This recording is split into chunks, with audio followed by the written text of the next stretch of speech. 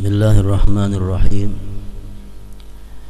Alhamdulillahilladzi ta'azzaza bil qudrati wal baqa wa qahara al ibada bil mauti wal fana. Ashhadu an la ilaha illallah wahdahu la syarika lahu ahlul majdi was sana. Wa ashhadu anna sayyidana Muhammadan abduhu wa rasuluhu sahibul liwa. Allahumma salli wa sallim wa barik ala nabi sahibir rida Sayyidina wa maulana Muhammadin imamil anbiya wa ala alihi wa ashabihi wal atqiya amma ba'd. Yang kita hormati dan kita cintai para habaib, para alim ulama, muhibbin hadirin hadirat rahimakumullah. Puji syukur selalu kita haturkan kehadirat Allah Subhanahu wa taala, yang mana dengan segala pertolongan dan anugerahnya kita kembali dapat berkumpul bersama-sama di majelis yang penuh berkah ini. Kemudian tidak lupa pula salawat dan salam kepada baginda kita, junjungan kita Nabi besar Muhammad sallallahu alaihi wasallam, dan juga kepada para sahabat, keluarga, zuriat dan pengikut beliau ila yaumil qiyamah. Para muhibbin rahimakumullah, masih kita membicarakan tentang nama Allah Al-Baqi. Pada minggu yang terdahulu disebutkan bahwa al-mu'min bismillahil baqi ayyusiral akhirah 'ala dunya li'annaha khairu wa abqa. Orang yang percaya, beriman, meyakini dengan nama Allah Al-Baqi yang maha kekal, maha abadi. Orang yang beriman itu bahwa dia mengutamakan akhirat atas dunia, karena mana akhirat itu lebih baik dan lebih kekal. Mengutamakan akhirat terhadap dunia tidak lain adalah dengan memperbanyak ibadah, memperbanyak ketaatan kepada Allah Subhanahu wa taala. Semakin banyak amal ibadah kita, berarti kita semakin mengutamakan akhirat daripada dunia. Namun ibadah yang banyak kita lakukan, ibadah mulai dari sembahyang, puasa, membaca Al-Quran dan sebagainya, yang kita lakukan itu akan tidak begitu berarti di sisi Allah Subhanahu wa ta'ala, akan tidak begitu bernilai di sisi Allah apabila kita ini masih mempunyai diri yang kotor. Kita masih tidak berpakaian dengan pakaian yang bagus, pakaian yang indah. Oleh karena itu firman Allah Subhanahu wa ta'ala dalam Al-Quran yang berbunyi, qad aflaha man tazakka wa dzakara asma rabbih fa shalla. Qad aflaha man tazakka, beruntung orang yang membersihkan dirinya dari segala sifat yang tercela. Wa dzakara asma rabbih, wa dzakara asma rabbih, kemudian dia menyebut nama Tuhannya, artinya dia memperhiasi dirinya dengan sifat-sifat yang baik. Fasalla, maka dia sembahyang, maka dia beribadah. Nah, begitulah Allah mengatakan bahwa yang beruntung itu adalah orang yang membersihkan diri, memperhiasi diri, lalu beribadah kepadanya. Para muhibbin rahimakumullah, kita ambil contoh dalam kehidupan kita sehari-hari. Andai kata kita disurungi orang makanan, andai kata kita disurungi orang makanan yang lezat, nah pemakanan yang nyaman, kita ambil contoh soto nang nyaman, tapi soto nang nyaman, nang ada satinya, salangkapnya di talam itu. Nah, tapi nang tukang surung nih orangnya merigat, nang tukang surung nih awaknya bercelumur lawan kotor, muntulnya babau, tangannya rigat. Tamakanlah kira kita surungan nang nyaman tadi, atau nang kayak itu orangnya nang menyurung. Tapi kalau andai kata nang tukang surung ini orangnya bersih, pakaiannya bagus, baunya harum, walaupun nang disurungnya nasi bungkus, insya Allah tak makan. Satu contoh yang mendekatkan kepada paham kita terhadap Allah Subhanahu wa ta'ala. Bila mana kita punya diri yang bersih, pakaian sifat yang bagus, walaupun sedikit amal ibadah kita berkenan di sisi Allah Subhanahu wa ta'ala.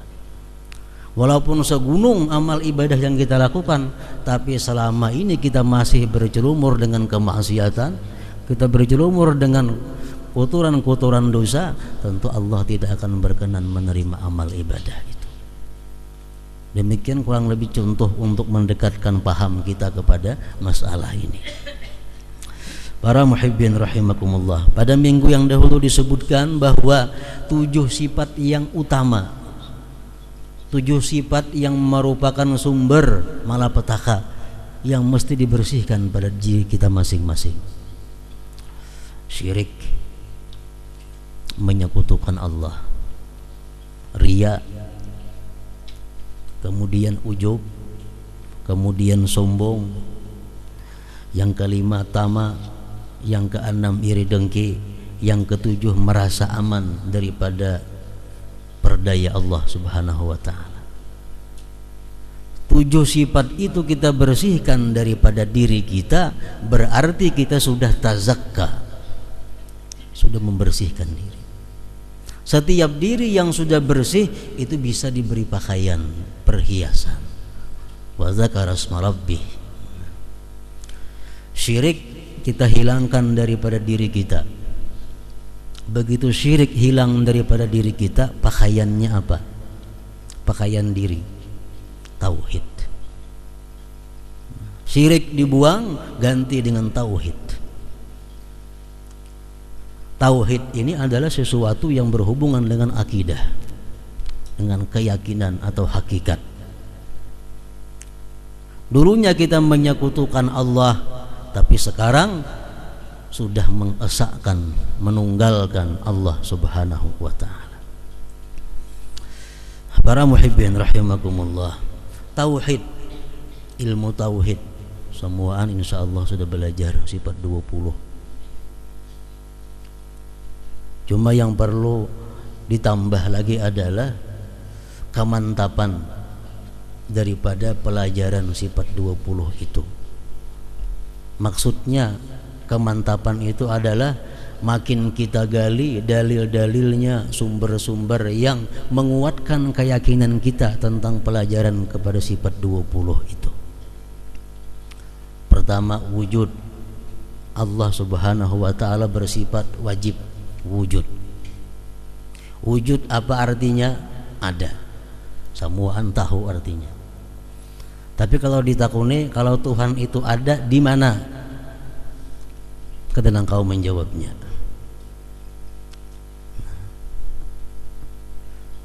Tuhan wajib ada. Itu dalam ilmu tauhid. Kalau ada orang bertakun lawan kita, kalau Tuhan itu ada, di mana adanya? Supaya kawa diterima oleh akal. Mungkin kita bertanya dengan diri kita sendiri, Allah Ta'ala itu ada, tapi di mana adanya? Nyaman didatangi. Semacam pertanyaan kita. Mungkin timbul pertanyaan, Allah Ta'ala itu ada, apabila adanya? Nah, ini jawaban-jawaban seperti itu perlu kita cari untuk memantapkan tauhid kita ini. Para muhibbin rahimakumullah, Imam Ali pernah mengatakan, beliau ditanya orang, wahai Imam, kalau engkau mengatakan Allah itu ada, di mana? Nah, beliau menjawab, ujar Imam Ali, kalau engkau bertanya di mana Allah, berarti engkau bertanya di mana tempatnya Allah. Ngaran tempat itu berapa buting? Atas, bawah, kiri, kanan, muka, belakang. Ada lain badan itu. Bila ada atas ke bawah tuh. Bawah, kiri, kanan, muka, belakang. Di bawah apa? Bawah langit umpamanya, di atas langit, di kiri bulan, di kanan bulan, muka matahari. Nah pasti ada macam itunya.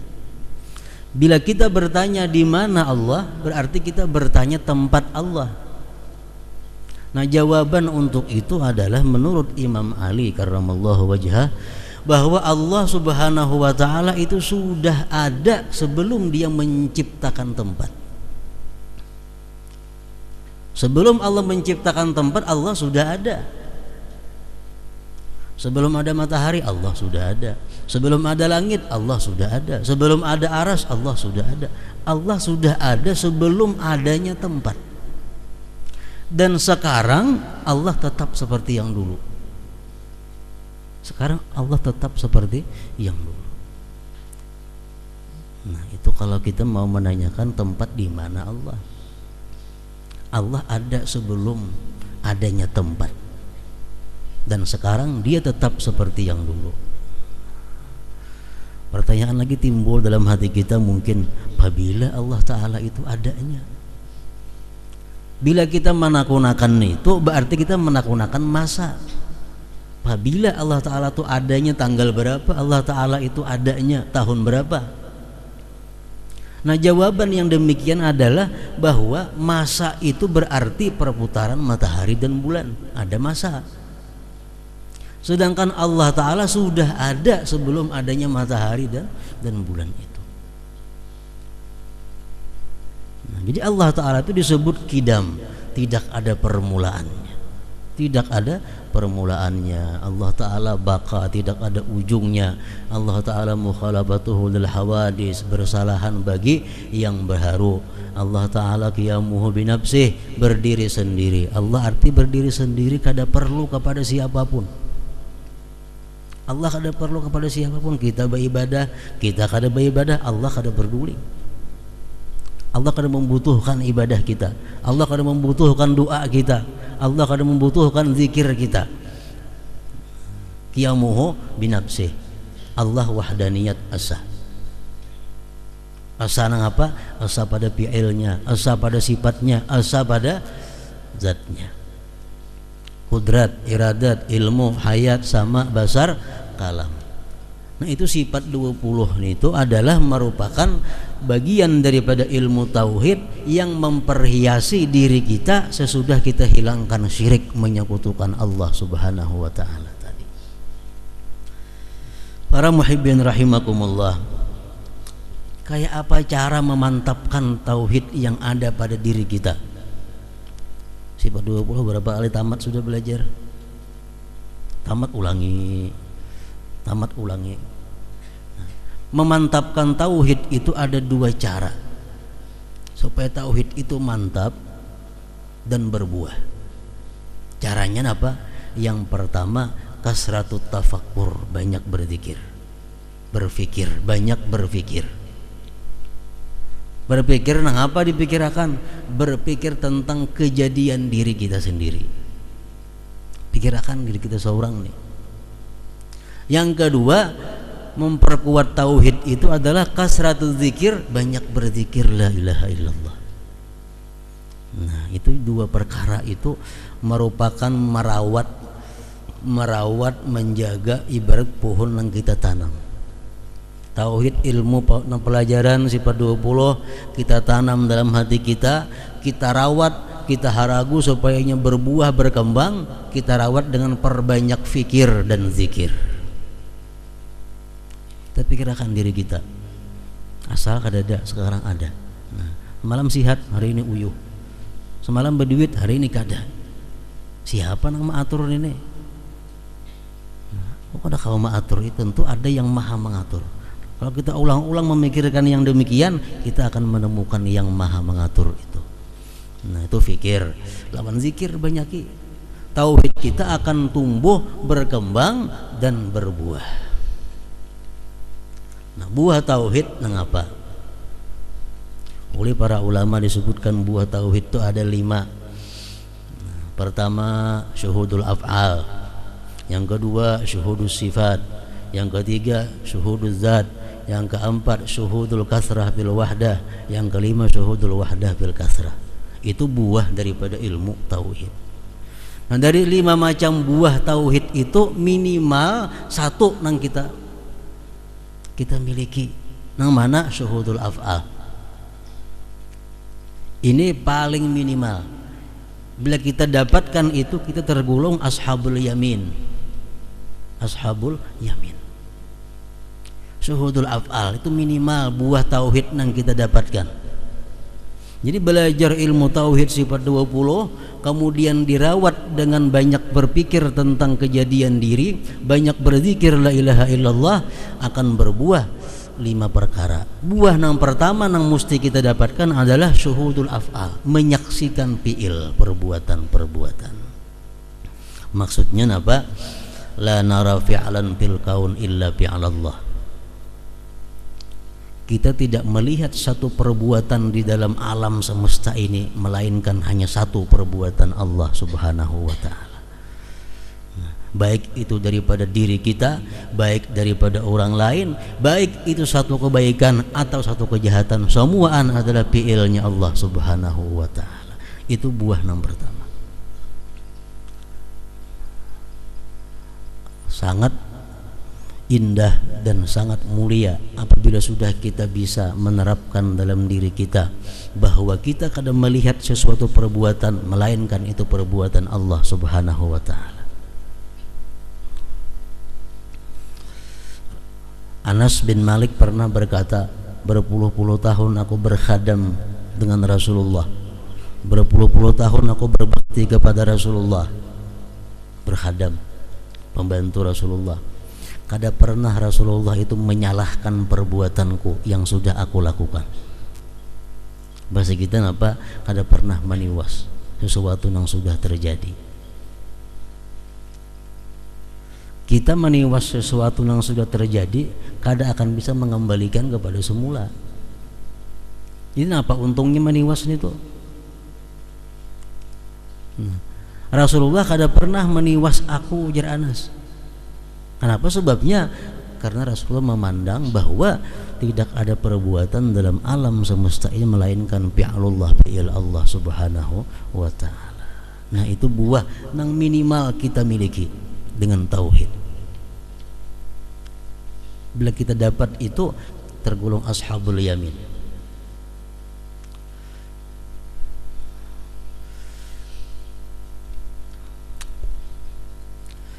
Pertama tadi tauhid. Nah, sudah buah pertama itu kita dapat, otomatis buah-buah berikutnya akan dirasakan kepada kita oleh Allah Subhanahu wa ta'ala. Secara bertahap kita melihat sesuatu, ada perbuatan, itu adalah perbuatan daripada Allah Subhanahu wa ta'ala. Baik itu benda mati atau benda hidup, kita ingat kepada Allah Subhanahu wa ta'ala. Itu perhiasan diri.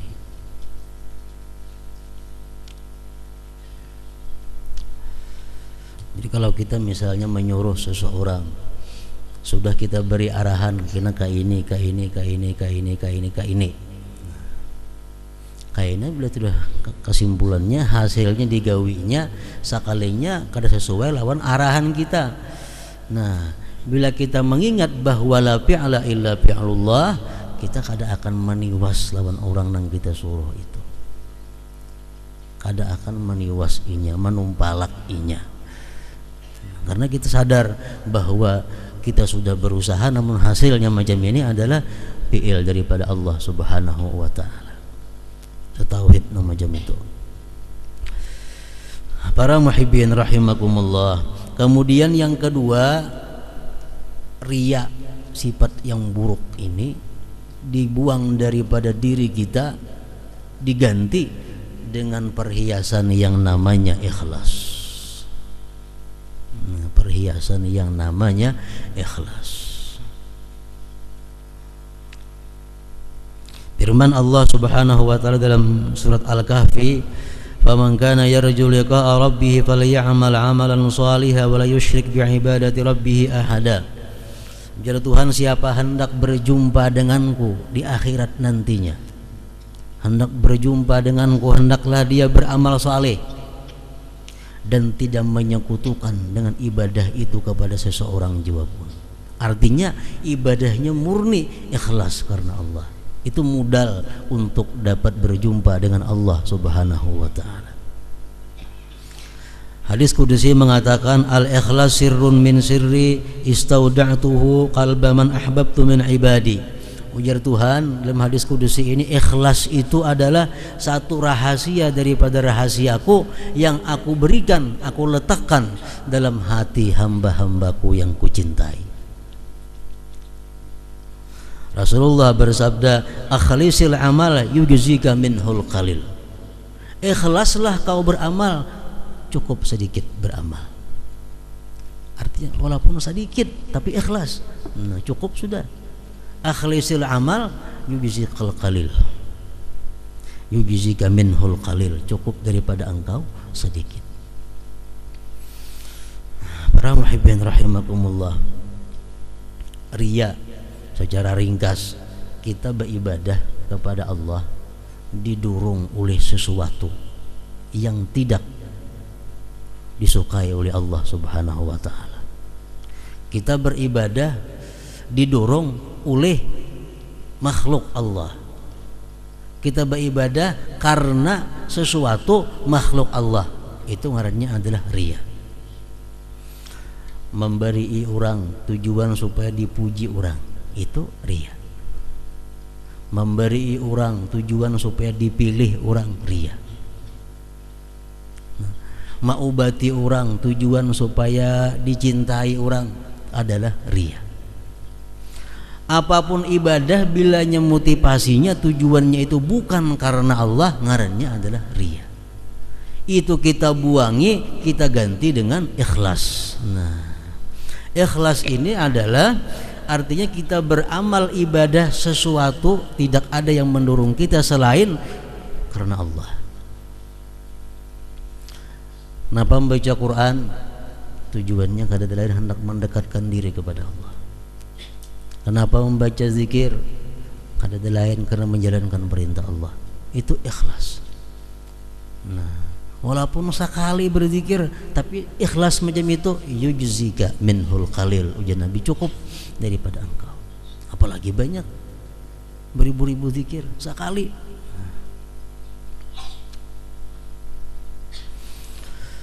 Ikhlas ini ada 3 tingkatan. Ada ikhlas yang 100%.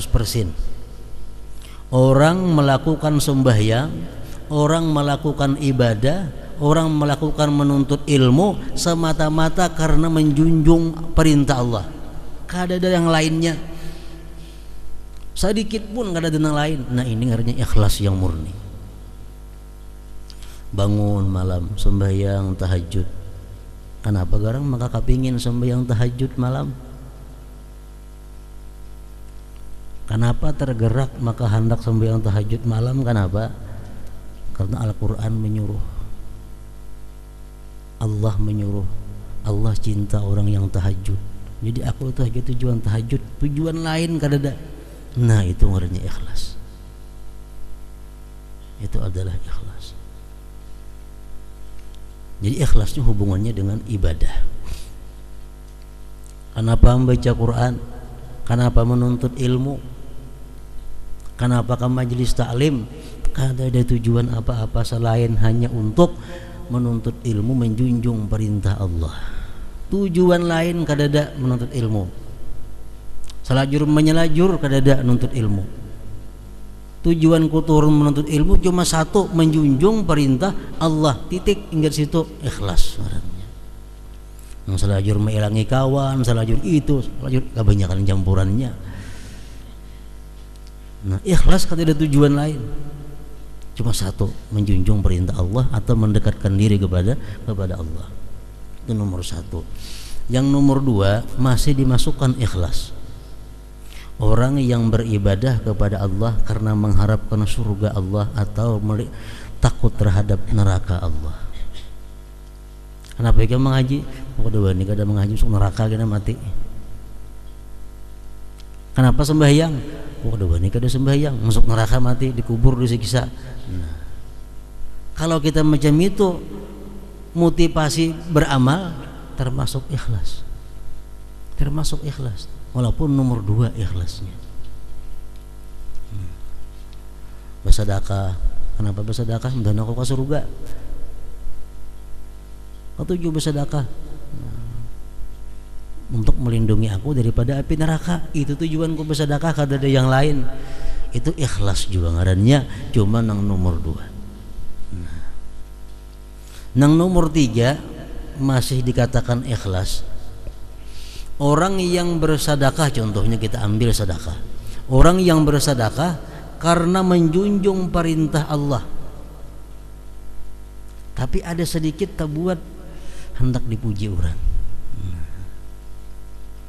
Tapi aku andai kata-kata dipuji orang, tetap aku bersedekah. Nah, ini masuk ikhlas juga ngarannya, walaupun bercampur sedikit. Asal campurannya jangan banyak.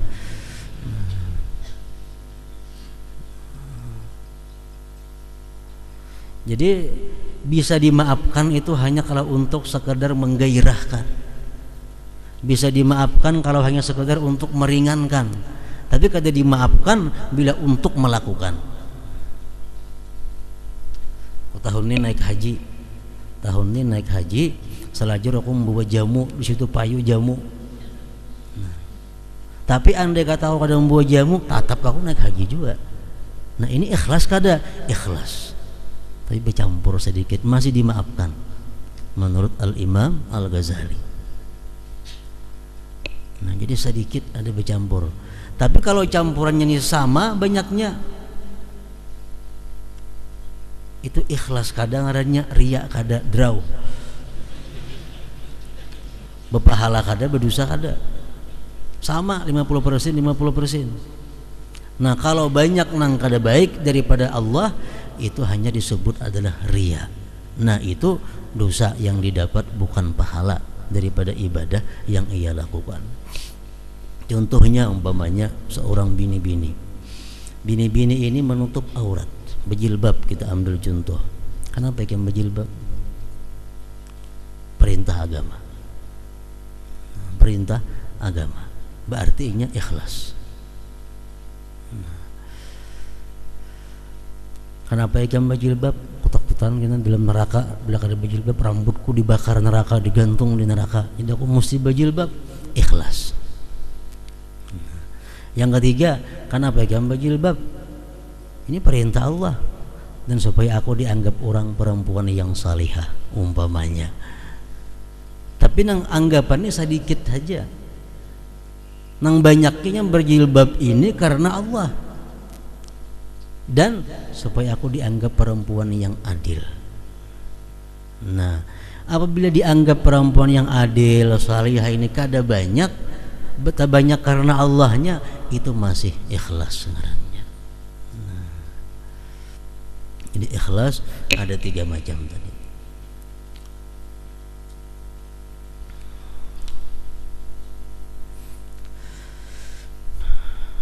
Sesudah sifat riya dihilangkan daripada diri kita, gantinya adalah ikhlas. Kalau kita sudah beramal ibadah ini, kita bertauhid, nang mantap berbuah tadi tauhidnya, dan lagi ikhlas, itu semuaan adalah perhiasan kita. Yang ketiga, sifat nang kada baik nang dibuang daripada diri kita adalah ujub. Ujub itu apa artinya? Merasakan bahwa ibadah yang kulakukan ini, merasakan bahwa kepintaran yang ada pada diriku ini terbit daripada diri sendiri, lupa bahwa itu anugerah Allah. Itu ngarannya adalah ujub.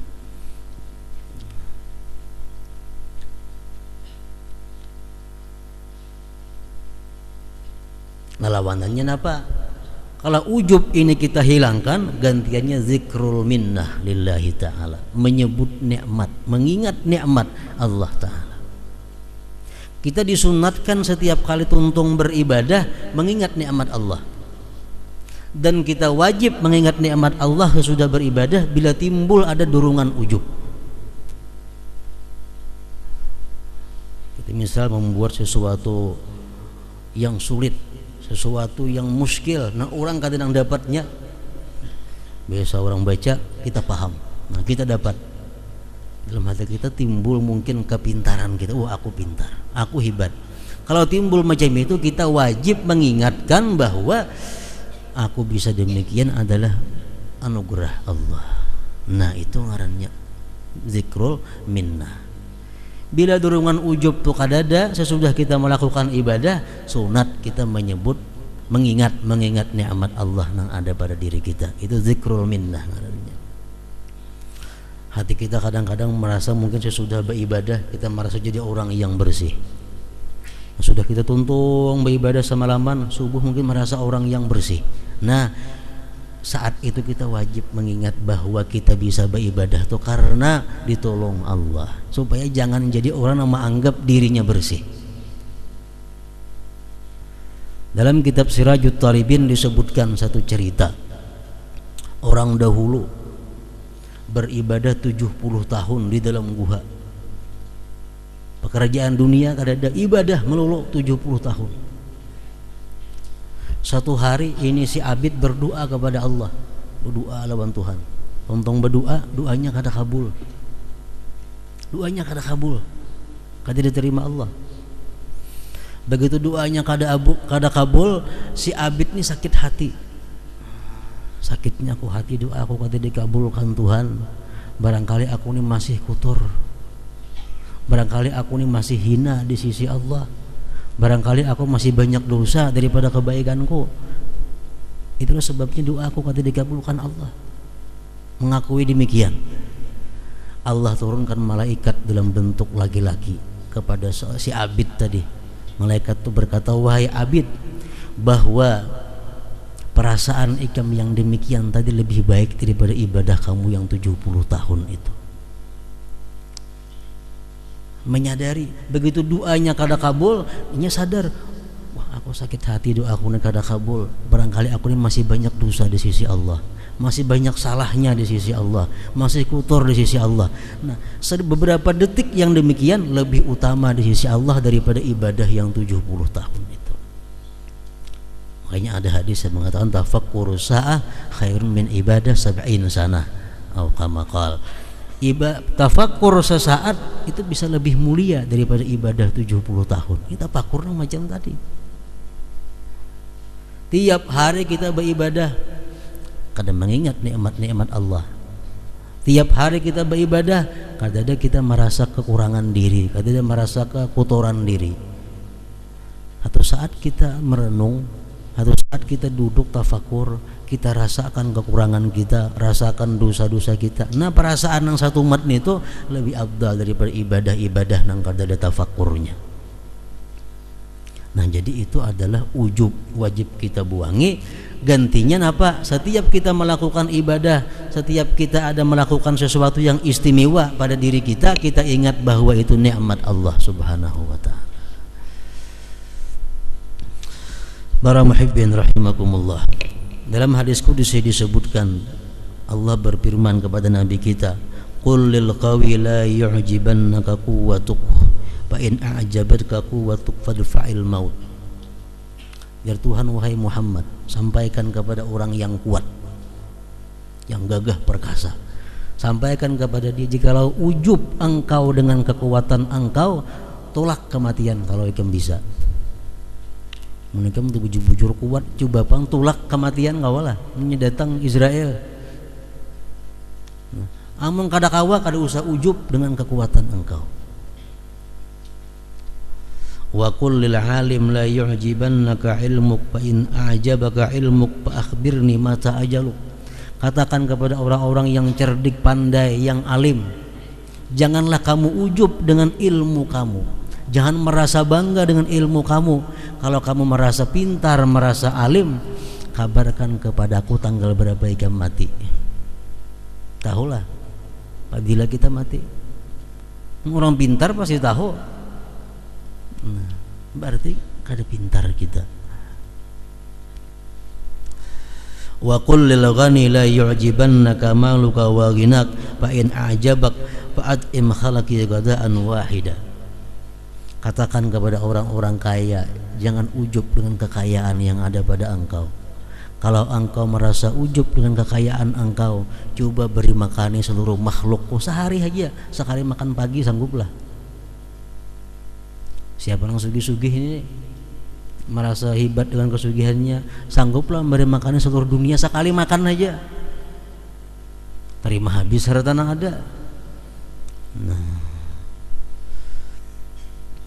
jadi kunci daripada menghilangkan ujub di dalam diri kita ini adalah mengingat nikmat Allah Subhanahu wa taala.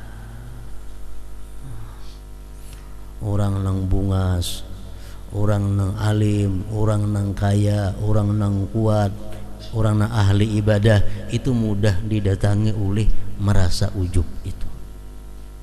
Nah, orang nang bungas begitu baca rabin, bungasnya aku di hati nih. Umpamanya nakasih ingat. Ini adalah nikmat Allah Subhanahu wa taala. Ini ampun Tuhan, ini pemberian Tuhan supaya kada ujub. Orang nang pintar begitu membaca buku, membaca kitab nang alih-alih dapat, bah aku pintar. Nakasih ingat bahwa kepintaran itu adalah anugerah Allah Subhanahu wa taala. Itu memakayani diri dengan sifat yang terpuji ngarannya. Nah, para muhibbin rahimakumullah. Mudah-mudahan Allah Subhanahu wa taala memberikan kita kekuatan, selalu perlindungan daripada segala sesuatu yang menjauhkan daripadanya. Wa ila hadratin Nabi sallallahu alaihi wasallam al-Fatihah.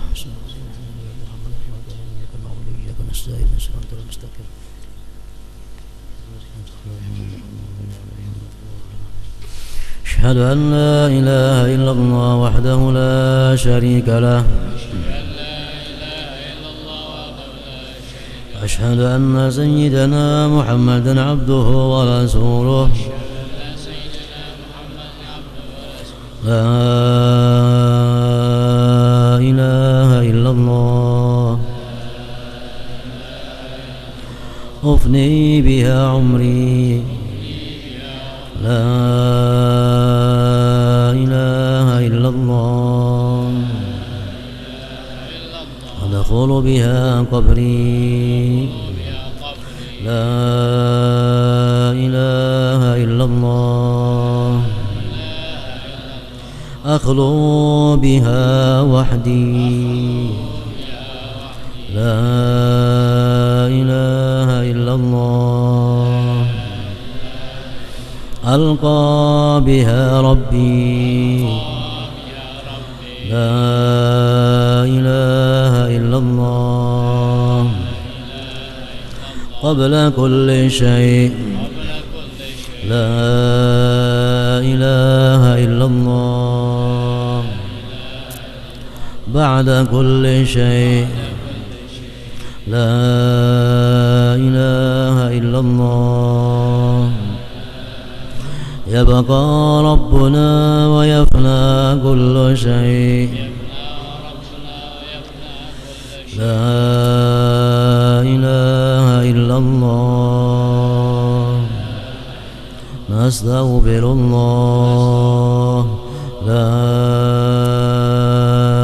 إله إلا الله نستغفر الله لا إله إلا الله نستغفر الله لا إله إلا الله ونتوب إلى الله لا إله إلا الله محمد رسول الله صلى الله عليه وسلم فيا أيها الرجل منه شفاعة صلوا عليه سلموا تسليما